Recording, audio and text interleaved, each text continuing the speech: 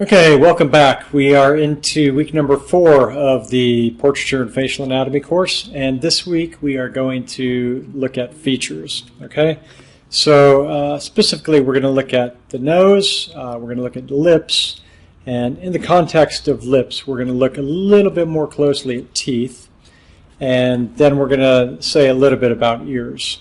Okay, so for the nose, we're at a point with our skulls that we need to fill in this kind of cavity that's sitting here, this big nasal aperture.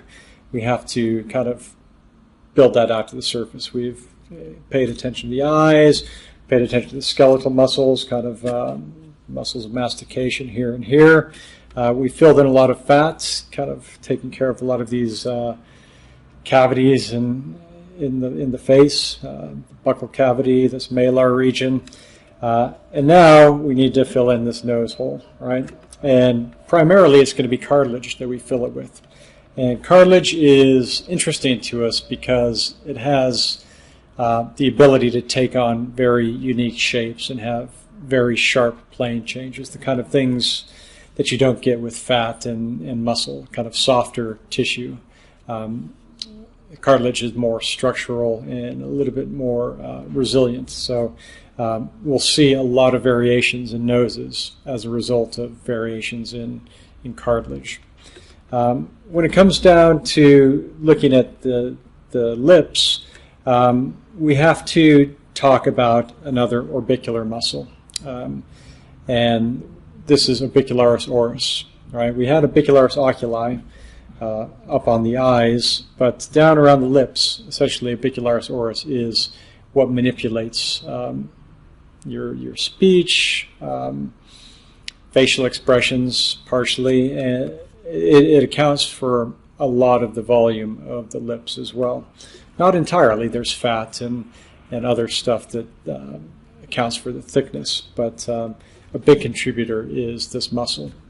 And the other thing that we'll start to touch on when we talk about orbicularis oris is we start to talk about all the muscles of expression that start to grab onto it to manipulate the shape of the lips. So we will touch on those as much as we have to explain lip shape, but we're going to reserve kind of in-depth explanation of those until facial expressions, which will be coming next week.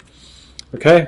And so regarding teeth, we will see kind of how teeth fit together and why they're so important to lips, because essentially anytime you open your mouth and you're not drawing, sculpting, rigging a character with closed lips, you have to consider the structure of the teeth, the curvature of the teeth, and the relationship between the soft tissue and the thickness of the lips to kind of this arc that's holding them out.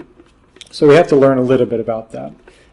Because it's often something that people don't investigate because, you know, it's enough sometimes to just do closed mouth, but you want to do more. And it's my job to tell you a little bit more about that.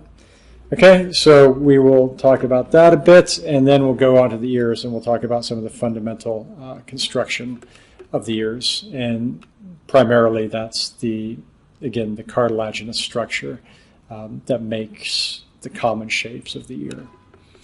Okay, and I think that is going to finish off most of the forms of the face so far.